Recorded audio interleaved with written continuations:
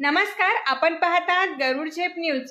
महाराष्ट्र राज्य परिवहन महामंडळ धुळे विभागाच्या शिरपूर आगार येथून एक नवीन बस सुरू झाली आहे। ही बस शिरपूर ते सोयगाव आज दिनांक 11/9/2025 वार गुरुवार पासून धावणार आहे।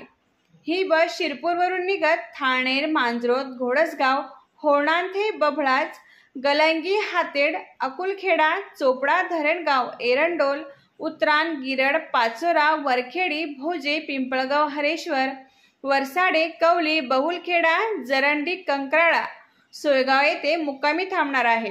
ही बस शिरपूरवरून दुपारी 12:30 वाजता निघेल, म्हणजेच अंदाजे ती पिंपळगाव हरेश्वरला 4:30 वाजता सोयगावसाठी असेल।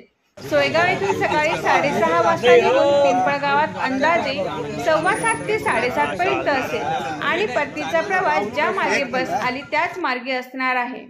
बस कायमस्वरूपी चालू राहण्यासाठी या मार्गावर प्रवास करणाऱ्या प्रवासी वर्गाने या बसने प्रवास करून सहकार्य करावे असे एसटी तर्फे आवाहन करण्यात आले आहे। आज या बसचा पहिलाच दिवस असल्याने पिंपळगाव वासियांनी मोठ्या उत्साहात बसचे स्वागत करून कंडक्टर आणि ड्रायव्हर यांचे शाल आणि श्रीफळ देऊन स्वागत केले आणि त्यांना शुभेच्छा दिल्या।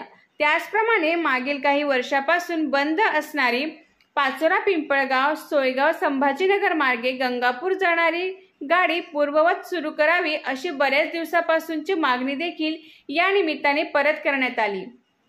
तसेच पिंपळगाववरून पुणे, नाशिक आणि जळगावसाठी देखील डायरेक्टच्या बसेस सुरू कराव्यात अशी मागणी होत आहे।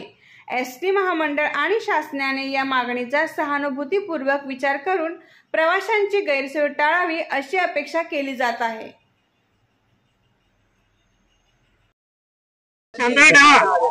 सर्व उपस्थित पिंपळगावकर बंधूंनो, आज आपल्या प्रदीर्घ मागणीनंतर बऱ्याच दिवसांनी शिरपूर सोयगाव ही गाडी पिंपळगाव मार्गे आज पहिलाच दिवस तिचा सुरू होण्याचा होता।